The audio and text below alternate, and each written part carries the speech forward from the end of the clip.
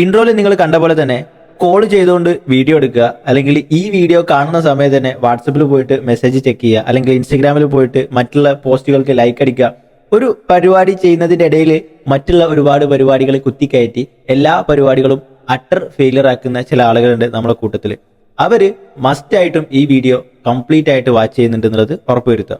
ഈ വീഡിയോ നമ്മൾ പ്ലാൻ ചെയ്യുന്നത് സ്റ്റാർട്ടിങ്ങിൽ എന്താണ് മൾട്ടി ടാസ്കിങ്, അതുപോലെ തന്നെ ഇതിനെ പറ്റിയിട്ടുള്ളൊരു വിശ്വാസം, ഒരു അന്ധവിശ്വാസം എന്താണ് മൾട്ടി ടാസ്കിങ്ങിനെ പറ്റിയിട്ടുള്ളത്, ആൻഡ് ഓൾസോ എങ്ങനെ ഇത് നമുക്ക് ഇൻസ്റ്റന്റ് ആയിട്ട് മാറ്റാൻ വേണ്ടിയിട്ട് പറ്റും. ഈ 3 കാര്യങ്ങളാണ് നമ്മൾ ചെക്ക് ചെയ്യുന്നത്. അപ്പൊ അങ്ങനെയാണെങ്കിൽ ആദ്യം തന്നെ എന്താണ് മൾട്ടി ടാസ്കിങ് എന്നുള്ളത് നമുക്ക് ജസ്റ്റ് ഒന്ന് നോക്കാം. നമുക്കറിയാം, നമ്മളൊരു കാര്യം ചെയ്യുന്നതിന്റെ ഇടയിൽ അതിന്റെ കൂടെ തന്നെ മറ്റുള്ള ടാസ്കുകളും ഒരുപാട് ആക്ഷൻസ് നമ്മൾ അറ്റ് എ ടൈമിൽ എടുക്കുന്നതിന് വേണമെങ്കിൽ നമുക്ക് എന്ത് പറയാം, മൾട്ടി ടാസ്കിങ് എന്ന് പറയാം.